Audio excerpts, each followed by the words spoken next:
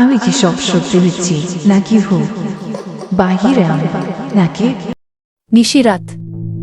সে একা বাসায়। চারদিকে শুনশান নীরবতা। হঠাৎ দরজায় কড়া নাড়ার শব্দ। সময় রাত ৩টা। সে ভাবল হয়তো ভুল শুনেছে, কিন্তু আবার ঠক ঠক দরজার শব্দ স্পষ্ট। সে ধীরে ধীরে এগিয়ে গেল, দরজার পাশে দাঁড়িয়ে বলল, কে? কোনো উত্তর নেই।